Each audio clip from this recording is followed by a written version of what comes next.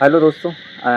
आज मेरी एक स्टूडेंट से बात हो रही थी। मेरे सहपाठी ही हैं और कंपटीशन एग्ज़ाम की तैयारी कर रहे हैं। तो उनसे आज मेरी बात हो रही थी, तो बोल रहे थे कि कंपटीशन एग्ज़ाम की तैयारी तो सर मैं कर रहा हूँ, लेकिन अब मैं जो रेलवे की तैयारी कर रहा था वो मैंने छोड़ दी और अब मैं एमपीईएसबी के एग्ज़ाम्स की तैयारी करूँगा।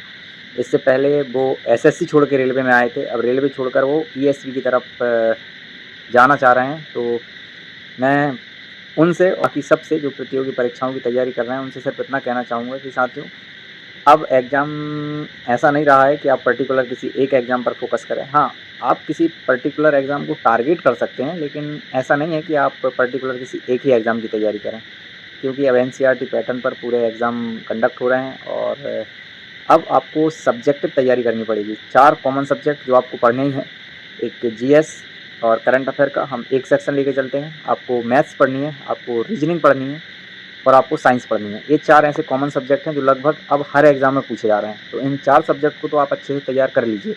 साथ ही साथ अगर आप ईएसवी में आए हैं तो इंग्लिश, हिंदी और कंप्यूटर, ये 3 स्पेशल सब्जेक्ट हैं जो आपको तैयार करने हैं। अगर आप एसएससी की तैयारी कर रहे हैं तो आप इंग्लिश भी तैयार कर रहे होंगे, लेकिन अगर आप रेलवे की तैयारी कर रहे हैं तो आप जीएस, साइंस और मैथ्स, रीजनिंग को आप लेके साथ में चलें, क्योंकि ये कॉमन सब्जेक्ट हैं, ये आने ही आने हैं। आप किसी एक एग्ज़ाम को हिट करना है, आप उसको टारगेट में रखिए, लेकिन तैयारी आप सब्जेक्टिव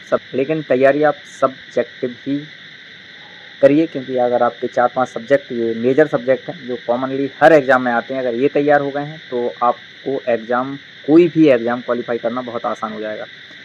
अब किसी भी एग्ज़ाम के लिए आप पर्टिकुलर तैयारी नहीं कर सकते इसी एग्ज़ाम को लेकर, क्योंकि सिलेबस लगभग अब सभी एग्ज़ामों के सेम हैं। कुछ सब्जेक्ट हैं जो ऐड हो जाते हैं स्पेशल।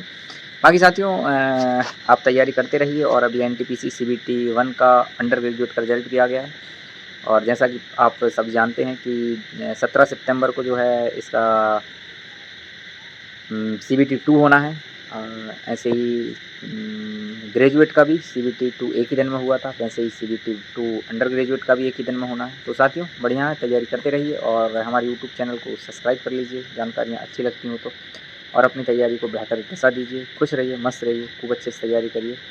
ये वर्ष आपकी सफलता का वर्ष। जय हिंद, जय भारत।